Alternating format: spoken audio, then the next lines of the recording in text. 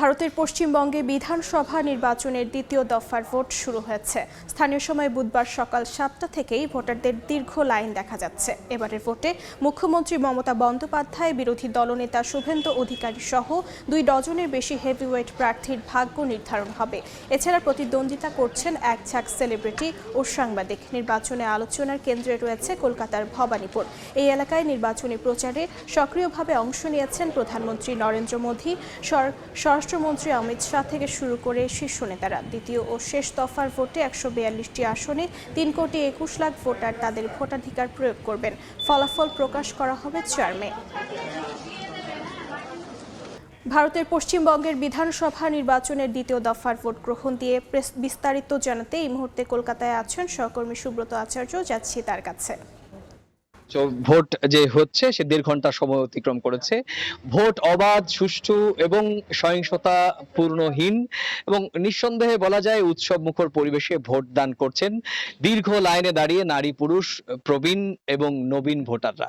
সকাল থেকেই আমরা দেখেছি যে অনেক অনেক অনেক ভোট কেন্দ্রের বাইরে ভোর থেকেই মানুষ লাইনে দাঁড়িয়ে কে আগে ভোট দিতে পারবেন সেটি কিন্তু চেষ্টা করেছেন। এবং আমরা অনেকের সঙ্গে কথা বলছি যে যেহেতু বেলার দিকে একটু গরম পড়ে, রোদের প্রখরতা অনেকটা বেশি, সে কারণেই সকাল সকাল ভোটটা দিয়ে বাড়িতে গিয়ে সংসারের অন্যান্য কাজকর্ম করবেন। সে কারণেই ভোটের যে শুরুর সময় যে দীর্ঘ লাইন দেখা যায় সেটি অবশ্য দুপুরের পর থেকে আস্তে আস্তে কমতে শুরু করে। যদিও আমরা দেখেছি যে প্রথম দফায় যে ভোট হয়েছে 23 এপ্রিল যে ভোট হয়েছে 16টি জেলায় 152টি বিধানসভা আসনে, সেখানে কিন্তু কোথাও কোথাও রাত 9টা পর্যন্ত ভোট হয়েছে। জানি রাখি যে আজকে যে আলোচনার কেন্দ্রবিন্দু যে আসনটি সেটি নিঃসন্দেহে দক্ষিণ কলকাতার ভবানীপুর কেন্দ্র। আপনি জানেন যে সেখানে রাজ্যের বর্তমান মুখ্যমন্ত্রী মমতা বন্দ্যোপাধ্যায়, রাজ্যের বিজেপি নেতা, বিরোধী দলীয় নেতা শুভেন্দু অধিকারী, এই দুজনের ভাগ্য পরীক্ষা কিন্তু আজকে ভবানীপুরের ভোটাররা ভাগ্য পরীক্ষা নেবেন। একই সঙ্গে রাজ্যের 3,21,00,000 ভোটার, তারা কিন্তু 1448 জন যে প্রার্থী, সেই প্রার্থীদেরও ভাগ্য নির্ধারণ করে দেবেন এবং তাদের ভাগ্য কিন্তু আজকে ইভিএম বন্দী হবেন। আপনি জানেন যে নির্বাচন কমিশন শুরু থেকেই নির্বাচনের একদম শুরু থেকেই কেন্দ্রীয় বাহিনী, রাজ্য পুলিশ এবং বিশেষ পুলিশ পর্যবেক্ষক, নির্বাচন কমিশনের পর্যবেক্ষক দিয়ে পুরো একটা নিরাপত্তা বলয় তৈরি করেছে। ঠিক আমরা দৃশ্যত 3 থেকে 4 স্তর দেখলেও নির্বাচন কমিশন বলছে যে গোপনেও অনেকগুলো নিরাপত্তা স্তর রয়েছে এবং সেক্ষেত্রে কিন্তু নতুন সংযোজন হয়েছে এআই, আর্টিফিশিয়াল ইন্টেলিজেন্স। সেটি কি রকম ভাবে হচ্ছে? আপনি জানেন যে নির্বাচন কমিশন তাদের নিজস্ব কিছু গাড়ি এবং কিছু ব্যক্তিগত গাড়ির উপরও নজরদারি ক্যামেরা রেখেছে এবং প্রত্যেকটি ভোট কেন্দ্রের ভেতরে বাইরে পুরোপুরি সিসিটিভি ক্যামেরায় শুধুমাত্র ভিডিও ধারণ হচ্ছে না, কোথাও যদি একটু অস্বাভাবিক শব্দ শোনা যাচ্ছে সেই শব্দের পরে কিন্তু সেই অ্যালার্ট বেজে যাচ্ছে কন্ট্রোল রুম, যেখান থেকে নির্বাচন কমিশন পর্যবেক্ষণ করছেন গোটা এই যে 7টি জেলার 142টি আসনের ভোট চিত্র। এবং কোথাও যদি কোনো সন্দেহ হচ্ছে, কিউআরটি টিম অর্থাৎ কুইক রেসপন্স টিম তারা কিন্তু দ্রুত ঘটনাস্থলে পৌঁছে যাচ্ছেন বা যাবেন। আকাশে নজরদারি রয়েছে, ড্রোন ক্যামেরার নজরদারি রয়েছে এবং সামগ্রিকভাবে কেন্দ্রীয় বাহিনী সদস্যরা, আমার পেছনে আমরা দেখতে পাচ্ছি যে কেন্দ্রীয় বাহিনীর সদস্যরা কিন্তু সশস্ত্র অবস্থায় লাইনে দাঁড়িয়ে রয়েছেন এবং ভোটাররা যাতে নিরাপদে নির্বিঘ্নে ভোট দিতে পারেন সেটি করছেন।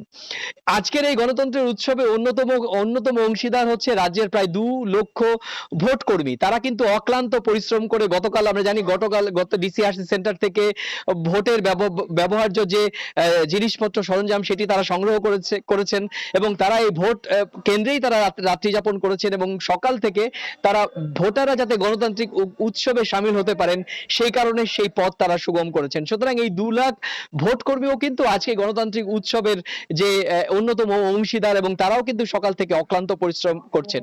তবে আমরা দেখেছি যে গতকাল রাতে উত্তর এবং দক্ষিণ 24 পরগনার বেশ কিছু জায়গা থেকে ছোটখাটো ভোট কেন্দ্রিক সহিংসতার খবর আসছে এবং নির্বাচন কমিশন সেই সমস্ত অভিযোগ খতিয়ে দেখছে। এখনো পর্যন্ত 1.5 ঘন্টায় ঠিক কত সংখ্যক ভোট পড়েছে সেটি এখনো পর্যন্ত নির্বাচন কমিশন প্রকাশ করেনি। আপনি জানেন যে প্রথম 2 ঘন্টা এবং পরে 5 ঘন্টা, তারপর 6 ঘন্টা, এইরকম হিসেবে নির্বাচন কমিশন ঠিক কত সংখ্যক ভোট পড়ে সেটা গণমাধ্যমকে জানায়। তবে নির্বাচন কমিশনের আশায়, যেটা গতকাল রাজ্যের মুখ্য নির্বাচন কমিশন মনোজ কুমার আগরওয়াল বলেছেন যে প্রথম দফা নির্বাচনের থেকেও হয়তো দ্বিতীয় দফা এবং শেষ দফা নির্বাচনে গণতান্ত্রিক অধিকার প্রয়োগের উৎসবে রাজ্যের সাধারণ ভোটাররা সামিল হবেন। আপনি জানেন যে প্রথম দফায় যে ভোট হয়েছে 23শে এপ্রিল, সেখানে প্রায় 93% ভোট তারা ভোট দিয়েছেন এবং কোন কোন ভোট কেন্দ্রে প্রায় 100% ভোট দানের ঘটনাও কিন্তু ঘটেছে, যেটি পশ্চিমবঙ্গের নির্বাচনী ইতিহাসে বিরলতম ঘটনা। প্রধানমন্ত্রী নরেন্দ্র মোদী সকালবেলায় সামাজিক যোগাযোগ মাধ্যমে ভোট দেওয়ার জন্য রাজ্যের এই 7টি জেলার 142টি আসনের 3,21 লক্ষ ভোটারকে আহ্বান জানিয়েছেন। তো সব মিলিয়ে ভোট এখনো পর্যন্ত শান্তিপূর্ণভাবে এগোচ্ছে এবং দিন যত এগোবে, অর্থাৎ বেলা যত বাড়বে, ভোটের লাইন তত দীর্ঘ হবে, এমনটাই মনে করছেন ভোটের সঙ্গে জড়িত সংশ্লিষ্টরা। তো এই ছিল আমার কাছে ভারতের অত্যন্ত গুরুত্বপূর্ণ পশ্চিমবঙ্গ রাজ্যের বিধানসভা নির্বাচনের দ্বিতীয় অর্থাৎ শেষ দফার ভোটের প্রথম 1.5 ঘন্টার আমার কাছে থাকা সবশেষ তথ্য। ভারতের কলকাতা থেকে বিধানসভা নির্বাচনের খবর জানাচ্ছিলেন সহকর্মী সুব্রত আচার্য।